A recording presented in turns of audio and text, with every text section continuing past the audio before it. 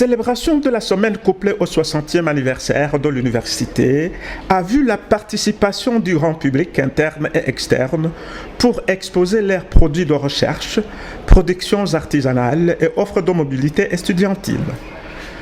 Le département de biologie de la faculté des sciences disposait d'un stand sur lequel se trouvaient des échantillons d'eau récoltés dans les rivières Muremboe, Ruzibazi et Dama. Le rôle des micro-organismes sur la vie des populations n'est pas à démontrer.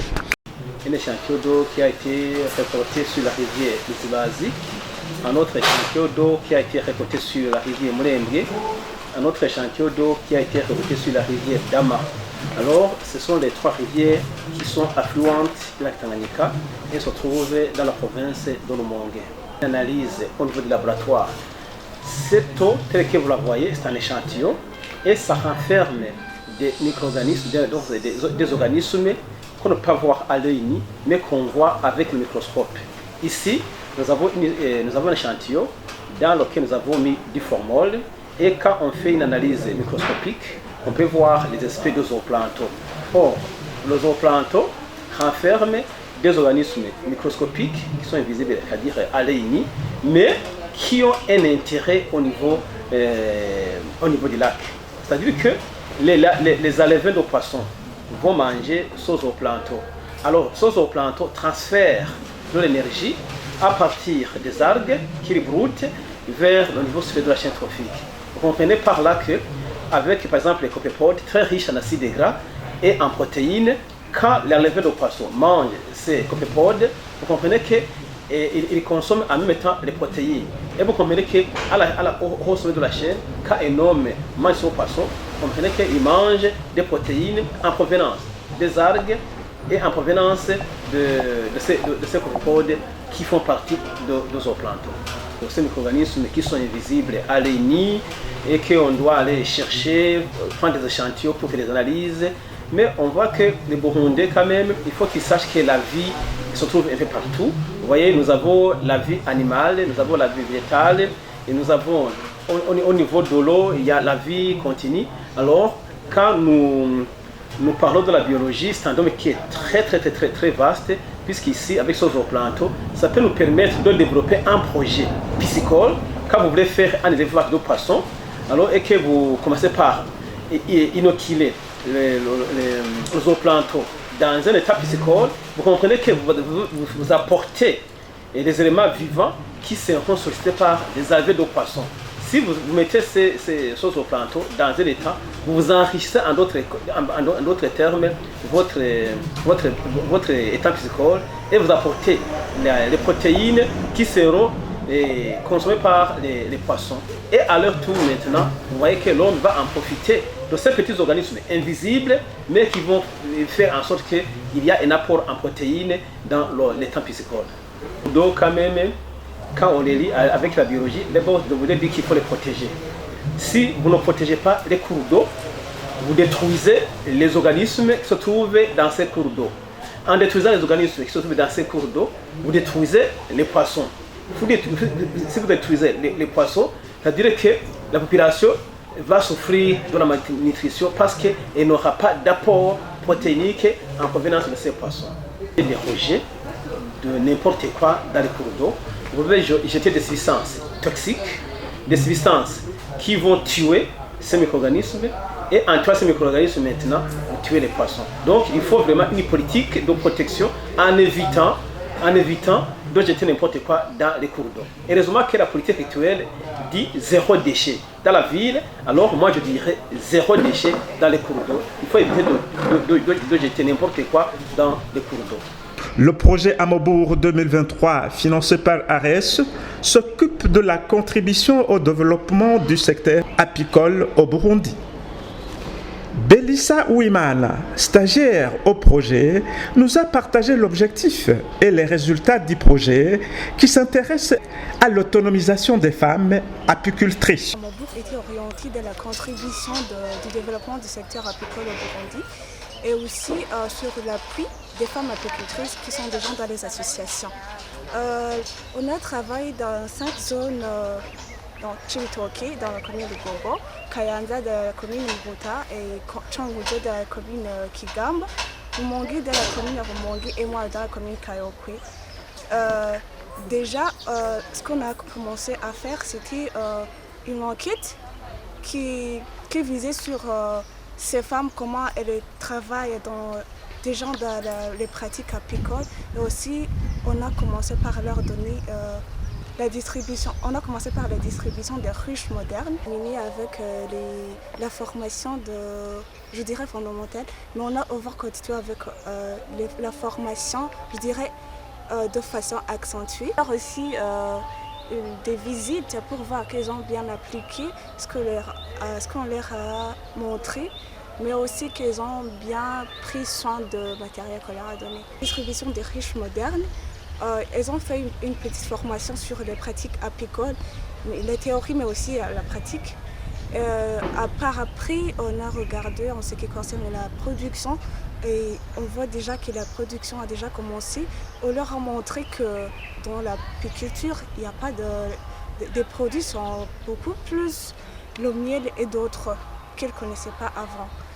Déjà parce que j'ai déjà dit qu'on travaille avec les femmes apicultrices et vous savez que l'inclusion de la femme apicultrice au Burundi c'est déjà un problème parce qu'à cause de l'éthique des Burundais qui pensent que les femmes ne peuvent pas être apicultrices à cause de certaines pensées, je dirais négatives.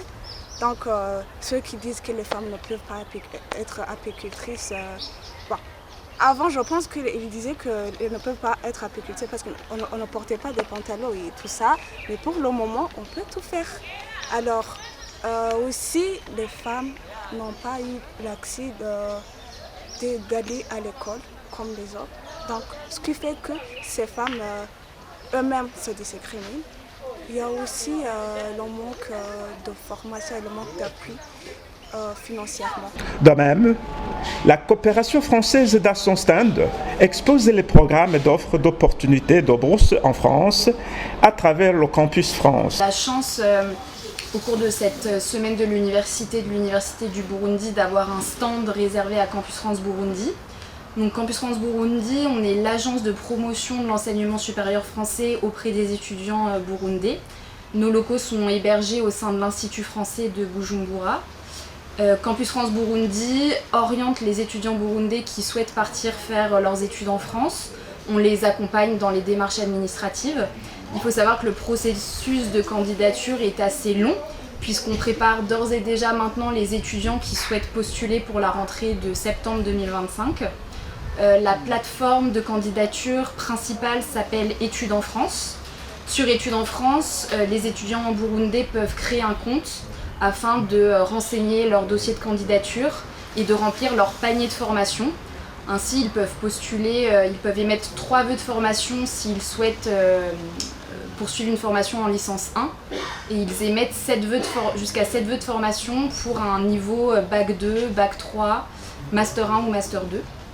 Et on vient aussi sur notre stand ici promouvoir les bourses. On a notamment le programme de bourse France Excellence Burundi qui est financé par l'ambassade de France au Burundi et qui est destiné aux étudiants en master ou en doctorat. Et ce programme de bourse est ouvert aux candidatures jusqu'au 14 avril 2025. Donc notre mission est de renseigner les étudiants qui seraient potentiellement intéressés par ce programme de bourse. L'exigence, c'est effectivement qu'il y a peu de bourses pour beaucoup de candidats qui postulent. Mais c'est un programme de bourse qui permet de couvrir l'essentiel des frais de vie de l'étudiant burundais qui sera accepté dans un établissement en France. Donc c'est une bourse très sélective qui est réservée aux meilleurs dossiers, aux excellents candidats. Mais bien sûr, on encourage toutes les personnes qui sont éligibles à postuler et à tenter leur chance. L'opération remonte à de nombreuses années. Et c'est pour ça qu'on a eu le plaisir d'organiser une communication lors de la Summer School. Monsieur Reyac, conseiller adjoint de coopération culturelle à l'ambassade, a animé une communication qui était centrée sur le thème 60 ans de coopération entre l'ambassade de France au Burundi et l'université du Burundi. Donc on a pu retracer différentes phases de cette coopération, différents programmes qui avaient eu cours au cours des dernières décennies. Et l'enjeu, c'est aussi de se projeter sur les prochaines années, sur comment l'ambassade de France va pouvoir soutenir les projets de coopération universitaire de l'Université du Burundi et de toutes les universités du pays en général. Ce programme vient renforcer la célébration de 60 ans de la coopération franco-burundaise. Les lauréats burundais des universités françaises sont une grande fierté de leur alma mater. Des astuces pour postuler à ces bourses sont révélées par la chargée de mission pédagogique au Campus France Burundi. On peut compter sur un réseau d'alumni assez important au Burundi. Donc les alumni, ce sont les anciens élèves burundais qui ont fait une partie de leur étude en France.